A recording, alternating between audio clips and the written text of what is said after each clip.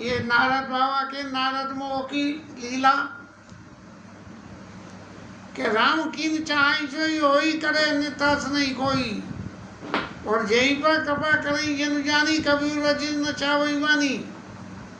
ऐसी जो सौड़ी बातें हैं, इन सब बातों के विभिन्न अर्थों में ये नारद मोह की लीला है। अब कामदेव महाराज गए नारद जी के पास। अब नारद बाबा को तो बाबा ठहरे, बाबा तो अपनी धुन में मस्त है कि नारायण नारायण नारायण। बाबा को क्या क्या फर्क के दुनिया में क्या हो रहा है क्या नहीं।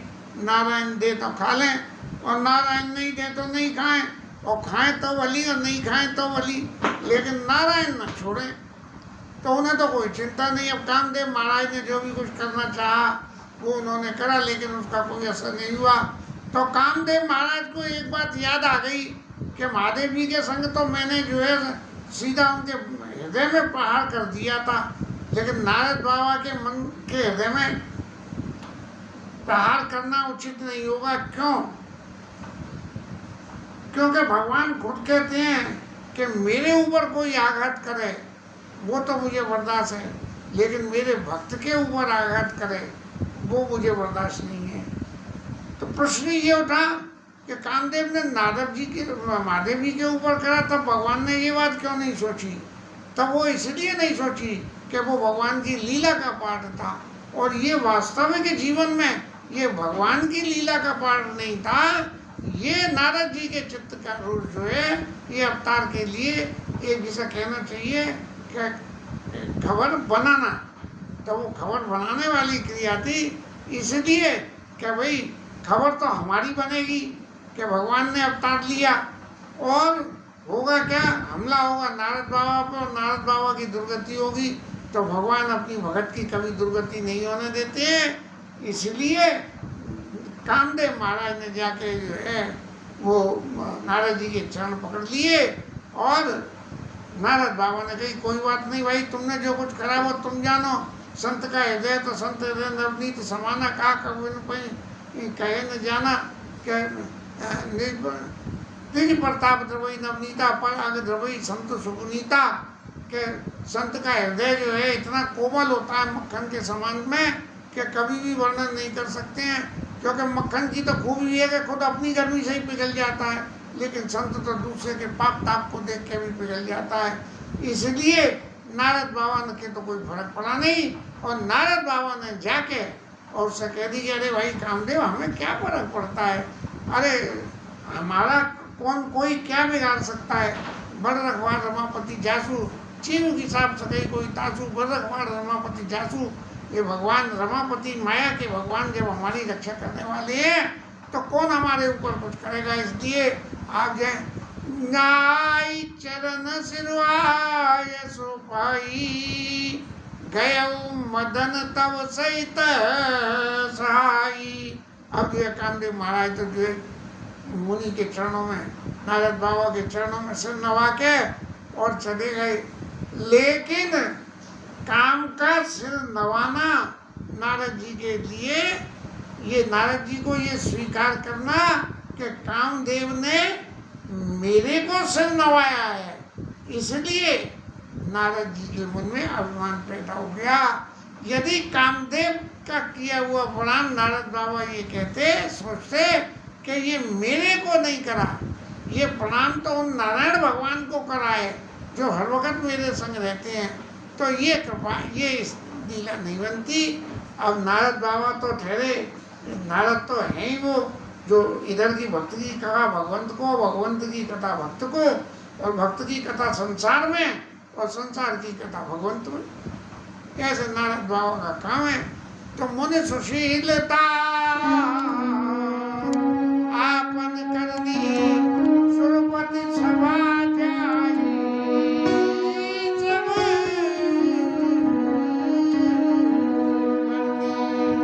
अब क्या करें, करके देवता इंद्र महाराज के पास पहुंच गए।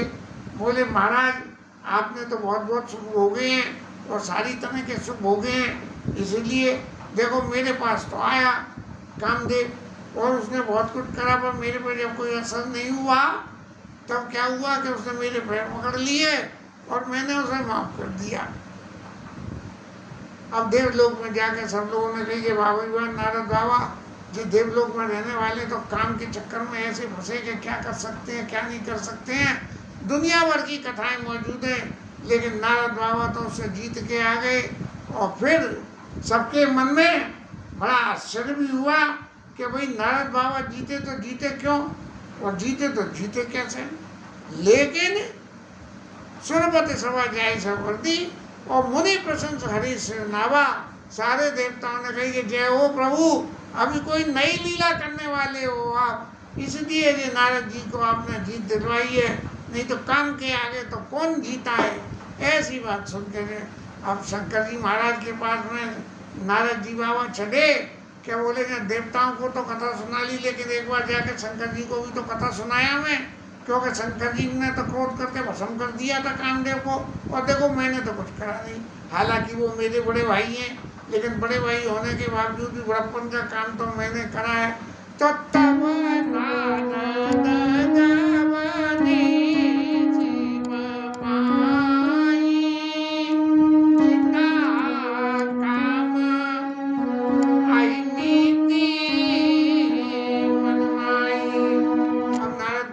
शंकर जी के पास गए और मन में तो बड़ा घमंड हो गया, ये काम को जीतना आसान है लेकिन अभिमान को जीतना आसान नहीं है, क्योंकि काम को जीता इसीलिए उनके चित्त में अभिमान आ गया। और अभिमान भी क्यों आया कि देखो हमारे बड़े भैया महादेव ने तो उन्हें भस्म कर दिया और हमने भस्म नहीं करा।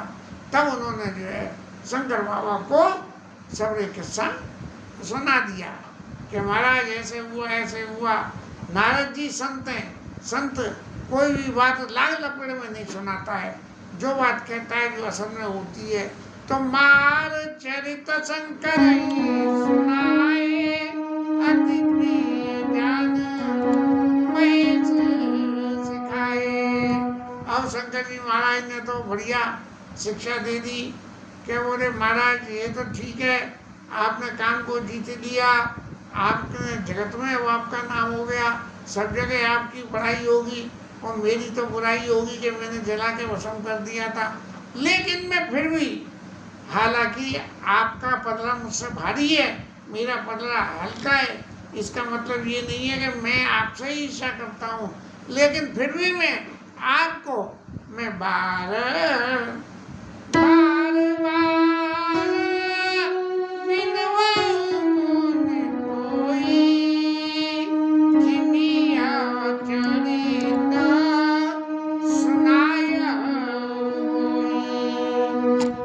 जैसे आपने बड़े विस्तार से कि मैं गया, मैं बैठा, मैं तपस्या कर लिया और इंद्र महाराज ने भेजा, कामदेव महाराज आए और आके उन्होंने बड़ी बड़ी अपनी जो है लीलाएं कलाएं दिखानी चाहिए मेरे ऊपर। लेकिन महाराज मैंने भी मन में ऐसी पक्की ठान ली थी कि चाहे कुछ हो जाए, आज मैं इस कामदेव के चक्कर में नहीं फंसूंगा। और देखो मैं बच गया बिल्कुल, और कामदेव का कुछ असर नहीं हुआ। सो नहीं हुआ। कामदेव महाराज ने तो घबरा के मेरे पैर पकड़ के सरेंडर बिल्कुल कर दिया। तब शंकर जी महाराज समझ गए, भले ही काम जीत लिया लेकिन मान इनके चित्त में चढ़ गया, तो इसलिए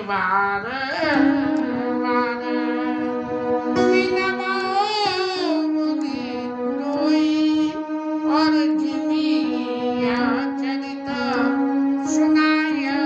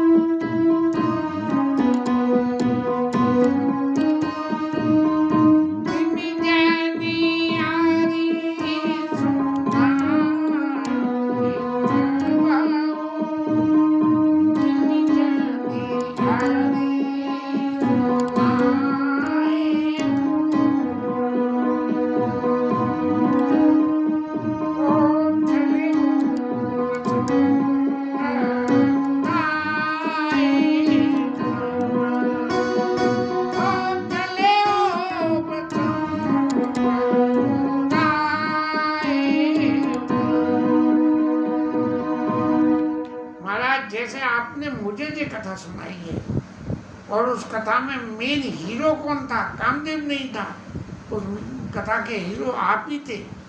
इसलिए अपने आप को हीरो बना के और भगवान के सामने ये बात मत करें। अब शंकर जी महाराज भी बड़े गूढ़ रहस्य वाले हैं कि अब इस वक्त यदि मैं इन्हें कोई समझाने की क्रिया करूँगा, जब कोई व्यक्ति मान और काम इन दो के वशीभूत हो जाए, भले ही उन्होंने जीत लिया, लेकिन चित्त में एक कोने में जाके छुप के बैठ गया काम, और उसने अपने स्वरूप मान को भेज दिया कि जा तू नारद बाबा की खोपड़ी में बैठ जा।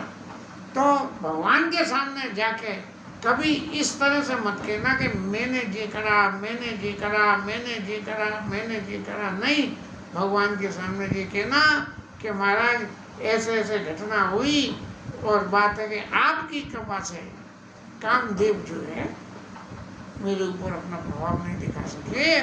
तो बारह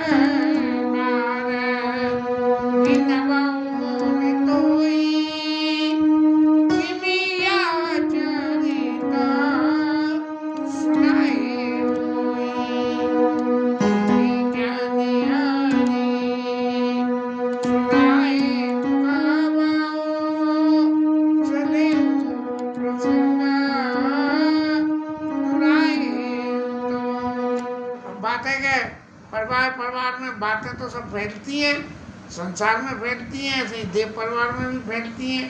तो इसलिए महाराज आपने कामदेव को जीत दिया, बड़ी आपकी कीर्ति बढ़ गई, और इस कीर्ति की बात पूरे देव परिवार में फैलेगी और भगवान विष्णु के पास में भी चली जाएगी, और वो भी सुन के बड़े खुश होंगे कि उनके भक्त ने काम को जीत लिया। लेकिन यदि उनके सामने ये बात कभी छिड़ भी जाए कि भगवान ये के, तो क्या करना कि चदेऊ प्रसंग दुराए तबऊ। महाराज कोई छोटी मोटी सी बात है, इन बात का जिक्र मत करो, ऐसा महाराज कह के उस बात को टाल देना। लेकिन कहाँ, जब अभिमान चित्त में आ जाता है तो सामने वाली सब चीज छोटी हो जाती है। इसलिए समुदीन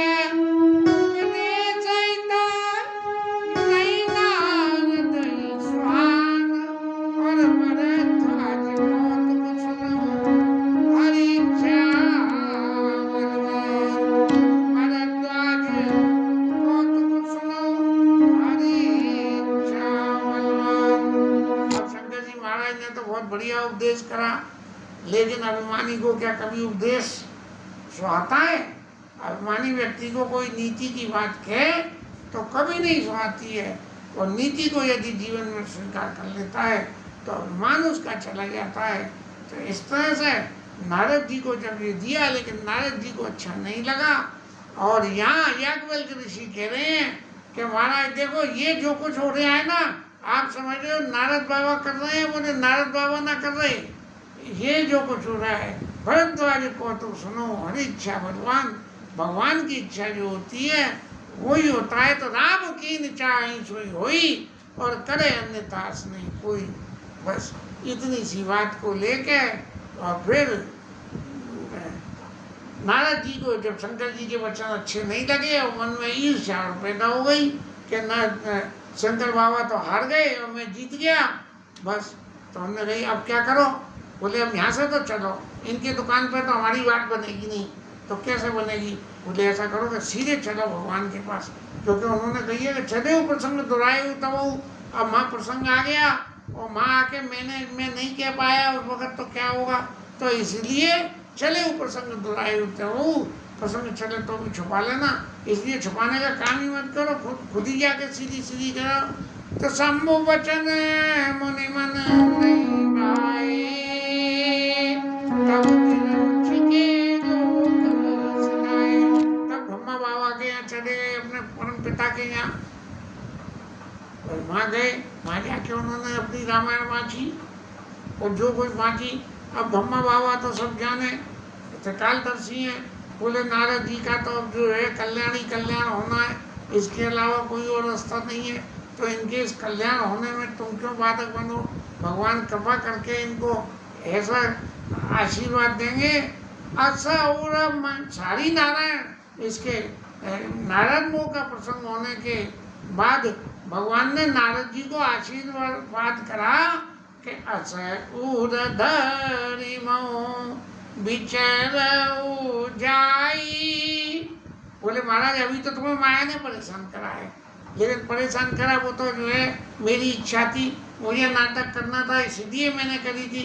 लेकिन अब ये बात आप अपने हृदय में धारण करके जाइए कि अब न तुम्हें माया नियराई।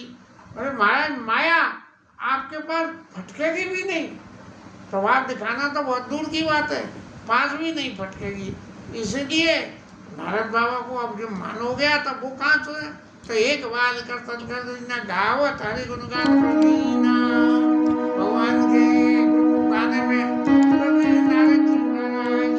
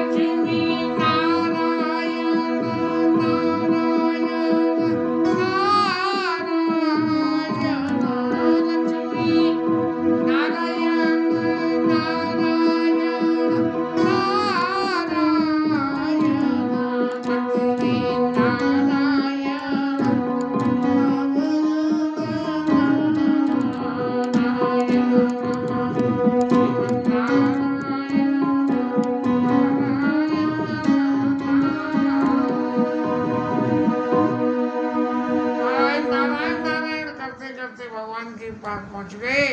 और जब भगवान को तो ये सब चैत्र मालूम था, तो नारद जी महाराज आए तो भगवान फौरन अपने जो है सिंहासन पे से उठे और हर मिटे रमान के था बैठे आसन ऋषय समेता। जिस आसन पे भगवान विराजमान थे उस आसन पे अपने जो है नारद बाबा को अपने पास में बिठा दिया। भगवान की सबसे बड़ी रीति एक ही है कि भक्त के ऊपर कोई लीला भी रचनी हो तो अभी अपने पास बिठा के कृपा करके उस पर लीला रचते हैं। तो बोले बिहस चला चराया और बहुते दिवस कीन मुनिदाया। महाराज आज ऐसी क्या बात हो गई, बहुत दिन बाद आप पधारे यहाँ। अब तो बहुत दिनों से आ ही नहीं रहे थे, कहाँ कहाँ घूम रहे थे, क्या क्या कर रहे थे महाराज, कुछ तो बताओ। अरे इस पृथ्वी लोक की कोई तो खबर ला के दो। तब जो है काम चरिता नारद सर्वभाषे यद्यपि प्रथम वरजी सिमराके यद्यपि प्रथम वरजी सिमराके। शंकर जी ने मना कर दी थी, लेकिन फिर भी जैसे स्टाइल में शंकर जी को सुनाई थी उसी स्टाइल में जो है भगवान विष्णु को भी सुनाने लगे। और सुनाने लगे तो सुनाने लगे, संग में एक और कह दी कि महादेव बाबा को वो देखो। महादेव, अरे महादेव बाबा तो परम आपके भक्त हैं और आपके भक्त को क्रोध आ गया और काम को चला के राग कर दिया, और राग कर दिया तो कर दिया, उसे वरदान और दे दिए। क्या विचित्र माया है। देखो महाराज आपकी तो दया मेरे ऊपर है खूब, इसीलिए मैंने तो कुछ भी नहीं करा, सब तज और हरि भजे। इसीलिए अब अति प्रचंड रघुपति के माया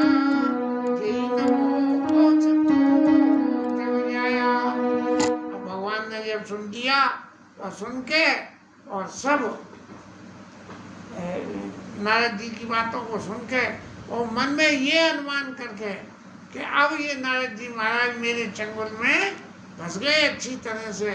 तब भगवान ने कही ये तो बड़ा बुरा हुआ, देखो अपने ही आदमी को मुझे ठगना पड़ रहा है, अपने ही भगत को ही ठगना पड़ रहा है माया का चक्कर पर चला के। तो रूख बदन करी, भगवान ने अपने मुंह रूखा सा कर लिया ऐसा। रूख बदन करी वचन मृदु, बोले क्या बड़े मीठे वचन, जैसे कोई आदमी कहते अब तुम्हारी काज सत्यानाश हो गया, शब्द तो खा जाए, सत्यानाश हो गया। बोले प्रभु बड़ी हुई क्या? बोले श्री भगवान तुम्हारे सुमिरन ते मिटाई